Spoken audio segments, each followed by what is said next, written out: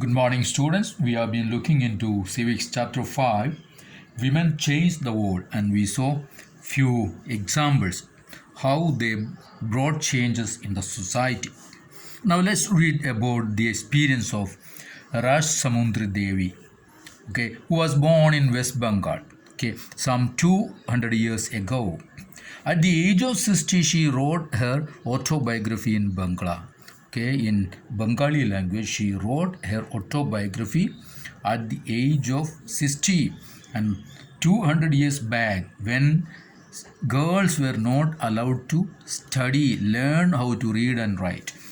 Her book titled Amar Jivan is the first known autobiography written by an Indian woman. So Raj Samundri Devi was a housewife from a rich landlord's family.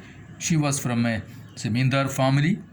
At that time, it was believed that if a woman learned to read and write, she would bring a bad luck to her husband and become a widow. That was the belief those days. So, women were not taught, women were not allowed to learn, read, and write. Now, she did it in secret, and that is explained here, and she wrote it here. See, I would start working at dawn, and I would still be at it until well beyond midnight. I had no rest in between. I was only 14 years old at the time. I came to nurture a great longing. I would learn to read, and I would read a religious manuscript. So she is telling that sorry, she wanted to learn reading and writing. But she says, I was unlucky. In those days, women were not educated. Later, I began to resent my own thoughts. What's wrong with me? Women do not read. How will I do it? Then I had a dream. So she was telling it was not possible those days, and she said she had a dream one day. I was reading the manuscript of Chaitanya Bhagavat, the life of a saint. And she is telling that she had a dream that she was reading this Chaitanya Bhagavat. It was the life of a saint, and while she was sitting in the kitchen, her husband, she said to her son that he was going out, leaving the book Chaitanya Bhagavat there. So she asked for it, bring it in. She asked her son to bring it. So he left the book there and went away. When the book had been taken inside, I secretly took out a page and hid it carefully. So what she said, she took a page from a paper from that book, and see what she did. What did she do? She hid it, and he tried to match the alphabets, as her son was also practicing alphabets. So she matched, Raj Samundra Devi matched the letters what the child, her son, was learning with the letters or words on that page that she took from the book, and she did it for many days, and she learned in years. She learned how to read and write. And it is said that after learning the alphabet, Raj Samudri Devi was able to read the Chaitanya Bhagavat. Now she was able to read. Through her own writing, she gave the world an opportunity to read about women's lives in those days.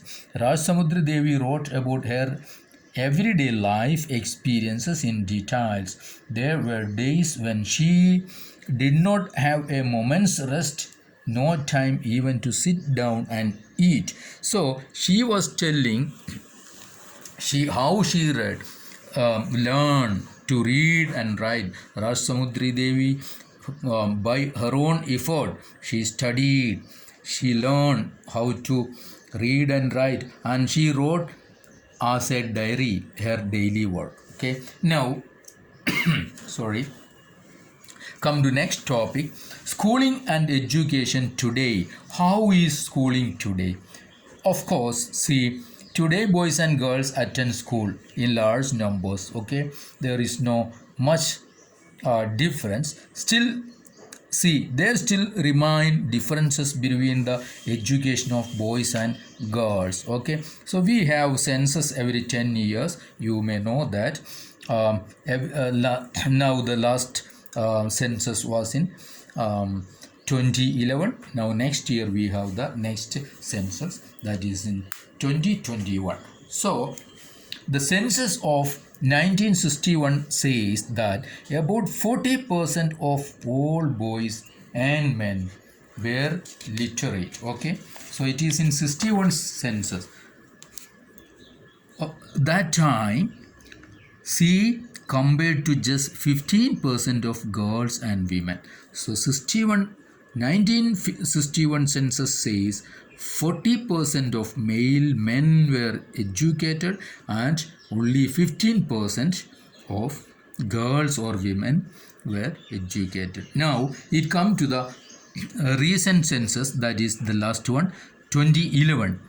The figures grown into 82% men, boys and men, and 65% for girls and women. Okay, so the difference is there, though it is increased from 15 to 65. Okay, that is the huge difference, 15 to 65, that means 50% of increment, while boys or men it was 40 to 82, that means 42% only. But you see the difference between boys and girls. Even today there is around 20% more around 20% of difference there. Men are boys are more boys are educated than women, so that difference is there. There is a table given down. That table is telling you the girls, those who are leaving, discontinuing their school studies. It is said that mostly SC, ST and minority, means Muslim girls are tend to leave school before completing their school. Okay, so Adivasi, Dalit, Adivasi and Muslim girls are less likely to continue school. So why? There are many reasons for that. There are several reasons why children from Dalit, Adivasi and Muslim communities leave school. In many parts of the country, especially in rural and poor areas, there are not parts of country, especially in rural area poor area, there may not even be proper schools, no teachers who teach on a regular basis. So in remote areas, no schools are there and no teachers are there. And if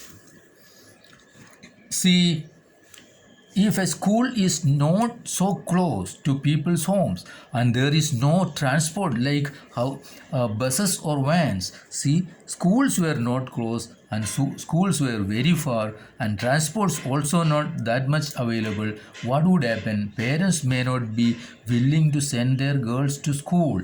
So parents would not send their girls to school. So boys may be going to school when the schools are very far.